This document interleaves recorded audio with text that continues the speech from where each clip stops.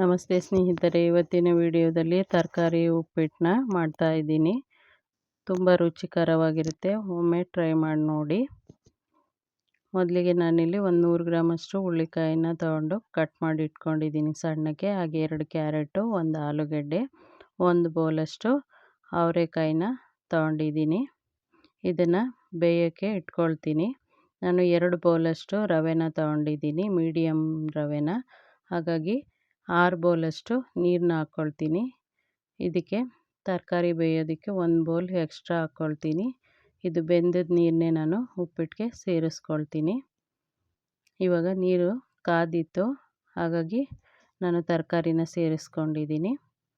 ಆನಂತರ ಒಂದು ಬಾಣಲೆಗೆ 2 ಬೌಲಷ್ಟು ಮೀಡಿಯಮ್ ರವೆನ ಸೇರಿಸ್ಕೊಂಡಿದ್ದೀನಿ. ಹಾಗೆ ಅದಕ್ಕೆ 1 ಸ್ಪೂನು ತುಪ್ಪನ ಸೇರಿಸ್ಕೊಂಡು ಒಳ್ಳೆ ಪರಿಮಳ ಬರೋವರೆಗೂ ಹುರ್ಕೊಳ್ತೀನಿ. ಇದು ಸ್ವಲ್ಪ ಬಿಸಿ ಆಗಬೇಕು, ಕೈಯಿಂದ ಮುಟ್ಟಿದ್ರೆ ಬಿಸಿ ತಾಕಬೇಕು, ಅಲ್ಲಿವರೆಗೂ ಹುರ್ಕೋಬೇಕು.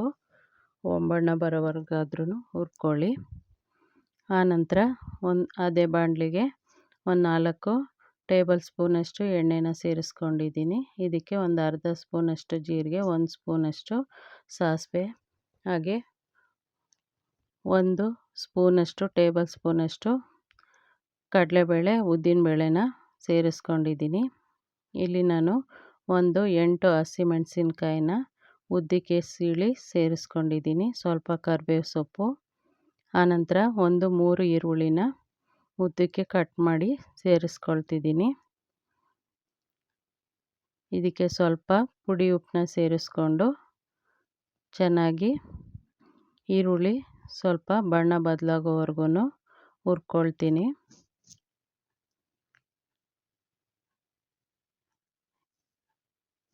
ಈ ರೀತಿ ಮಿಕ್ಸ್ ಮಾಡ್ಕೊಳ್ತಾ ಹುರ್ಕೊಳ್ತೀನಿ. ಆನಂತರ ತರಕಾರಿ ಬೇಯಕ್ಕಿಟ್ಟಿರೋ ತರಕಾರಿ 1/4 ಭಾಗ ಬೇಯಬೇಕು, ಅಲ್ಲಿವರೆಗೂ ಅದನ್ನು ಬೇಯಿಸ್ಕೊಳ್ತೀನಿ. ಆನಂತರ ನಾನಿಲ್ಲಿ ಒಂದು 3 ಟೊಮೊಟೊನ ತಗೊಂಡಿದ್ದೀನಿ, ಸಣ್ಣದಾಗಿ ಹೆಚ್ಚಿ ಸೇರಿಸ್ಕೊಂಡಿದ್ದೀನಿ. ಹಾಗೆಯೇ 1-2 ಇಂಚಷ್ಟು ಶುಂಠಿನ ತುರಿದು ಸೇರಿಸ್ಕೊಂಡಿದ್ದೀನಿ. ಒಂದು ಹಿಡಿಯಷ್ಟು ಹಸಿ ಕೊಬ್ಬರಿ ತುರಿನ ಸೇರಿಸ್ಕೊಂಡಿದ್ದೀನಿ. ಹಾಗೆಯೇ ನಾನು ಬೇಯಿಸ್ಕೊಂಡಿರೋಂಥ ತರಕಾರಿನ ನೀರು ಸಹಿತ ಇದಕ್ಕೆ ಹಾಕ್ಕೊಳ್ತೀನಿ.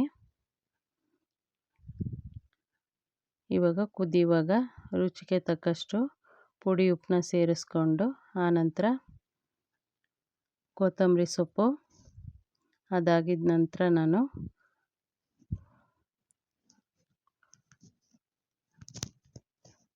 ಪುಡಿ ಉಪ್ಪನ್ನು ಹಾಕೊಂಡ ನಂತರ ರವೆನ ಇದಕ್ಕೆ ಸೇರಿಸ್ಕೊಳ್ತೀನಿ. ಈ ರೀತಿ ಮಿಕ್ಸ್ ಮಾಡ್ಕೊಳ್ತಾ ಇದು ಸ್ವಲ್ಪ ಗಟ್ಟಿ ಆದಾಗ ಸಣ್ಣ ಊರಿನಲ್ಲಿ ತಟ್ಟೆನ ಮುಚ್ಚಿಟ್ಟು ಒಂದು 5-6 ನಿಮಿಷ ಬೇಯಿಸ್ಕೊಂಡ್ರೆ ತರಕಾರಿ ಉಪ್ಪಿಟ್ಟು ರೆಡಿಯಾಗುತ್ತೆ. ತುಂಬ ರುಚಿಯಾಗಿರುತ್ತೆ ನೋಡಿ. ಇವಾಗ ಸಣ್ಣ ಊರಿನಲ್ಲಿ ಮುಚ್ಚಿಟ್ಟು ಬೇಯಿಸ್ಕೊಂಡಿದ್ದೀನಿ.